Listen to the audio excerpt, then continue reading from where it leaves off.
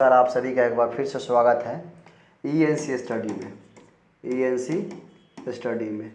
आज का क्लास है जो साइंस का सेक्टर है बायोलॉजी का आज क्लास होने वाला। बायोलॉजी का एक महत्वपूर्ण चैप्टर है जिसका नाम है टिश्यू है, अर्थात ऊतक है। क्या है?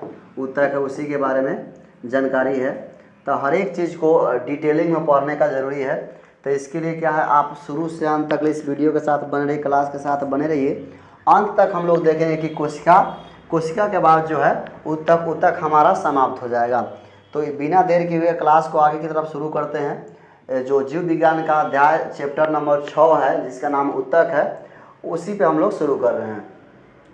तो शुरुआत के दौर में क्या है कि इंग्लिश नेट क्लासेज आपको प्रोवाइड कर रहा है कि सभी प्रकार का आपको यहीं पर एक कॉम्बो क्लास के रूप में आपको देखने को मिलेगा, जिसका टॉपिक का नाम मुख्य रूप से क्या रह जाएगा? ऊतक रहेगा। क्या रहेगा? ऊतक रहेगा। तो ऊतक रहेगा। तो चलो डिटेलिंग में पढ़ते हैं क्या है। सबसे पहले ऊतक दो प्रकार का होता है, एनिमल टिश्यू तथा प्लांट टिश्यू। एनिमल टिश्यू के बारे में हम लोग पहले ही पढ़ चुके हैं। यदि आप नहीं देखे हैं तो लिंक डिस्क्रिप्शन में, वहाँ से आप जाकर देख सकते हैं। अब क्या है? Plant tissue. क्या है? प्लांट टिश्यू के बारे में हम लोग को पढ़ना है। क्या है? प्लांट टिश्यू अर्थात पादप ऊतक है। तो क्या होता है पादप ऊतक? एक ही प्रकार के संरचना, मतलब एक ही प्रकार के संरचना और एक ही प्रकार के कार्य करने वाले कोशिकाओं के समूह को, अब एक ही प्रकार का संरचना भी होना चाहिए और एक ही प्रकार का वो काम भी करना चाहिए, कि कोशिकाओं के समूह को क्या कहते हैं? ऊतक कहते हैं। क्या कहते हैं? ऊतक कहते हैं। अब उसके बारे में जो मुख्य बिंदु है, मेन पॉइंट है, उसके बारे में हम लोग पढ़ेंगे। क्या है उसके बारे में? टिश्यू के बारे में मेन पॉइंट को, उसी को हम लोग कवर कर रहे हैं। क्या है? सबसे पहला है कि एक कोशिकीय जीवों में सभी मौलिक कार्य एक ही कोशिका द्वारा किया जाता है। उदाहरण के तौर पर है, उदाहरण के लिए अमीबा में एक ही कोशिका द्वारा गति, भोजन लेने की क्रिया, श्वसन की क्रिया और उत्सर्जन की क्रिया संपन्न होता है। अर्थात कहने का मतलब है वैसे कोशिका में भी कोशिका विभाजन अर्थात कोशिका ऊतकों का समूह संपन्न होता है, जो कैसा हो? एक कोशिकीय जीव हो। कैसा हो? एक कोशिकीय जीव हो। वहाँ पे ये संपन्न आपको देखने को मिलेगा। उसके बाद में क्या है कि वन सेलुलर में भी देखने को मिलेगा। कहाँ देखने को मिलेगा? वन सेलुलर, एक कोशिकीय में। वन सेलुलर अर्थात एक कोशिकीय में ये चीज़ें आपको देखने को मिलेगा। अब इसके बारे में जो आगे का मुख्य बिंदु है उसके बारे में हम लोग चर्चा कर रहे हैं। दूसरा पॉइंट क्या है? दूसरा पॉइंट के तौर पर है कि बहुकोशिकीय जीवों में लाखों कोशिकाएं होती है। अर्थात तौर क्या है कि मल्टी सेलुलर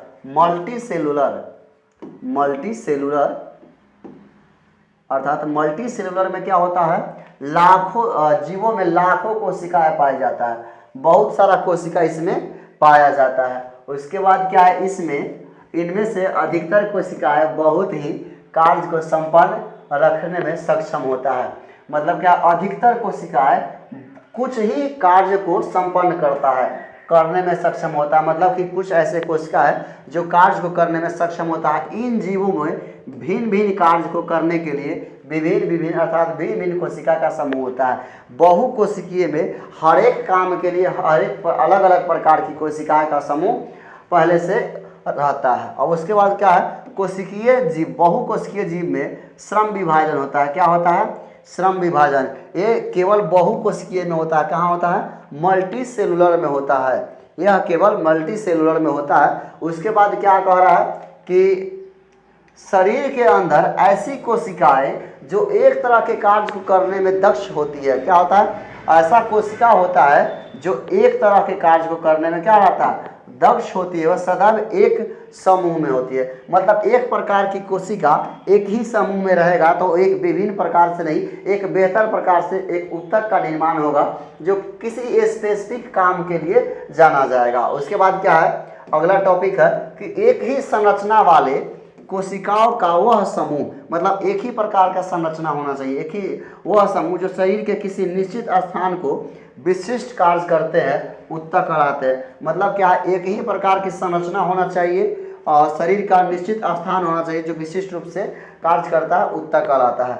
अब बात करेंगे मनुष्य के बारे में। मनुष्य की मांसपेशीय कोशिका, मनुष्य की ऊतक की बात के बहुत कोशिकीय जो मनुष्य में आता है, या बहुकोशिकीय में सारे जीवो आते हैं, उसी के बारे में हम लोग चर्चा करने जा रहे हैं। अब मनुष्य के बारे में क्या है, थोड़ा उसको भी डिटेलिंग कर लेंगे। मनुष्य में है कि मांसपेशी कोशिकाएं, देखिए कोशिकाएं का अलग अलग प्रकार का वर्गीकृत है। इसके लिए आपको पिछले का वीडियो देखना पड़ेगा। क्या है मांसपेशीय कोशिकाएं क्या है, इसके संकुचन एवं प्रसार से शरीर में गति होता है। क्या होता है, मोशन होता है। क्या होता है, गति होता है। इसमें क्या होता है, मूवमेंट होता है, गति होता है। अब तंत्रिका कोशिका, अब आया है टॉपिक तो इसको कवर करते हैं। तंत्रिका कोशिका क्या है, यह संवेदनाओं को मस्तिष्क तक पहुंचाता है। अब संवेदना क्या है, उद्दीपन क्या है, संवेदना और उद्दीपन क्या था कि ऐसी बाहरी सूचना जो डायरेक्ट जाकर मस्तिष्क तक पहुंचाता है, वही तंत्रिका कोशिका कहलाता है। और मस्तिष्क से संदेशों को शरीर के विभिन्न अंगों अर्थात के एनी अंगों तक लाता है, विभिन्न अंगों तक पहुंचाता है, तंत्रिका कोशिका कहलाता है। क्या कहलाता है, तंत्रिका कोशिका कहलाता है। यही चीजें विभिन्न प्रकार से कि संवेदनाओं को, बाहरी संवेदनाओं को शरीर के मस्तिष्क तक पहुंचाता है और मस्तिष्क के संदेश को शरीर के विभिन्न अंगों तक पहुंचाता है, नर्वस सेल कहलाता है, अर्थात तंत्रिका कोशिका कहलाता है।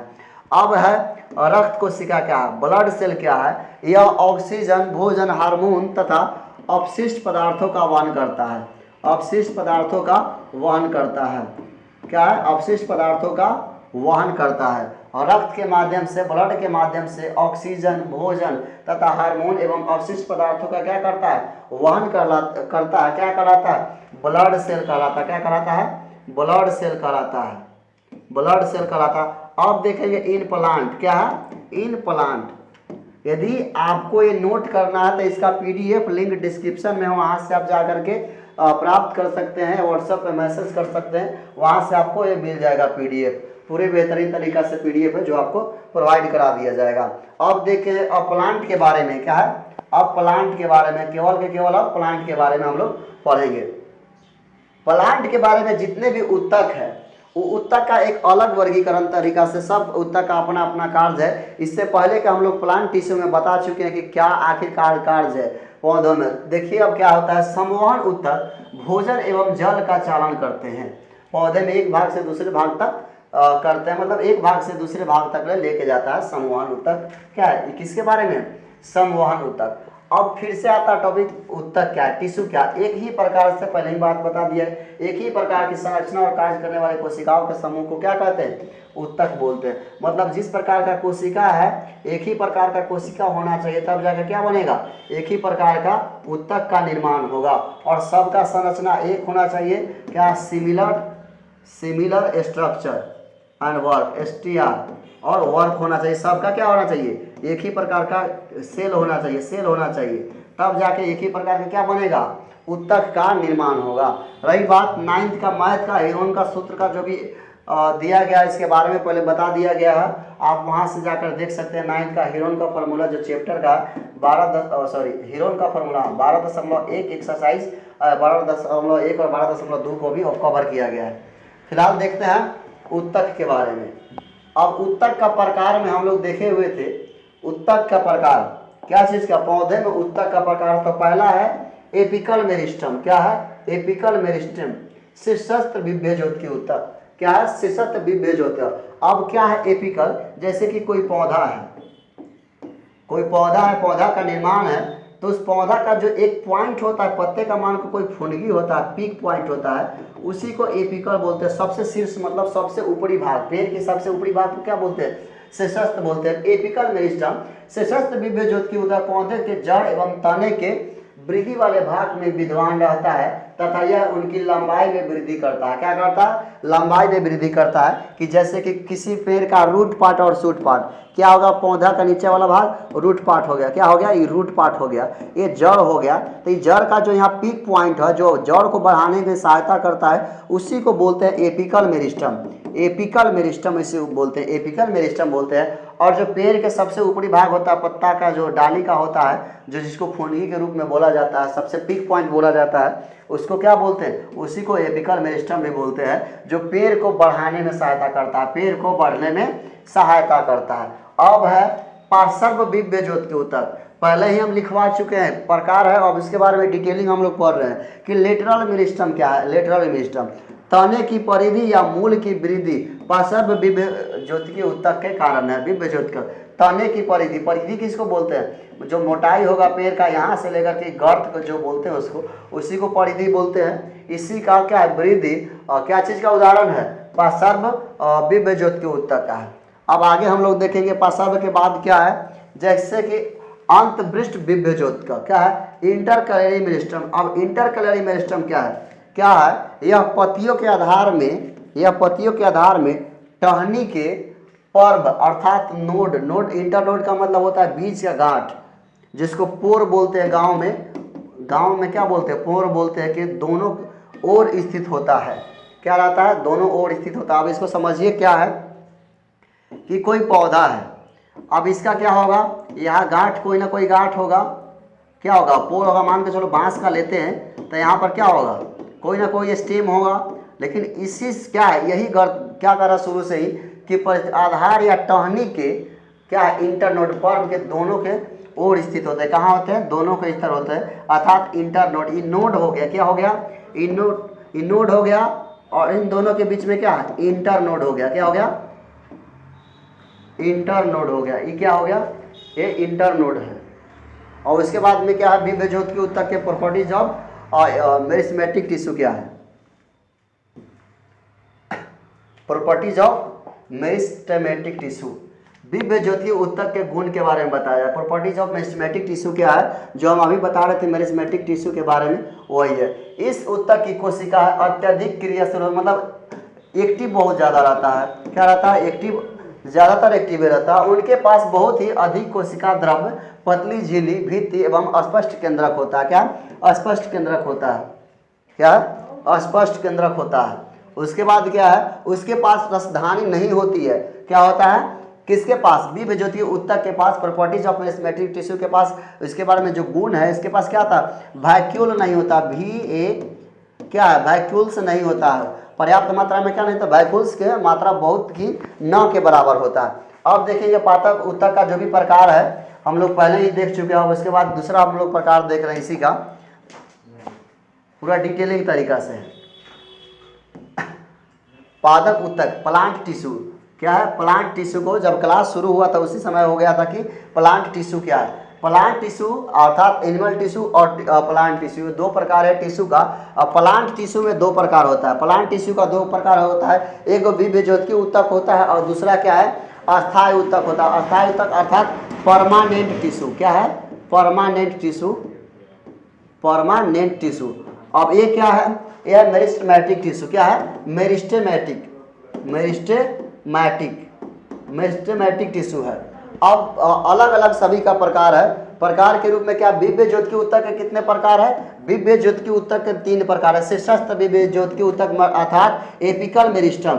क्या है? Apical meristem. दूसरा है पार्श्व मतलब लेटरल मेरिस्टम। क्या है? Lateral meristem. अंतर्विष्ट का मतलब है इंटरकैलरी मेरिस्टम। इंटरकैलरी मेरिस्टम क्या होता है? इंटरकैलरी मेरिस्टम होता है, इंटरकैलरी मेरिस्टम। अब बात करते हैं परमानेंट टिश्यू का। परमानेंट टिश्यू का क्या है? सरल अस्थायी ऊतक अर्थात सिंपल कॉम्प्लेक्स टिश्यू, और क्या है? Simple permanent tissue. Simple permanent tissue, simple permanent tissue. इसमें है कॉम्प्लेक्स परमानेंट टिश्यू, मतलब जटिल अस्थायी ऊतक। क्या है? जटिल अस्थायी ऊतक, कॉम्प्लेक्स परमानेंट टिश्यू। अब क्या होता है? सरल अस्थायी ऊतक का भी विभिन्न प्रकार होते हैं, जैसे कि पैरेन्काइमा, कॉलेनकाइमा, एरेन्काइमा, कॉलेनकाइमा, स्क्लेरेन्काइमा।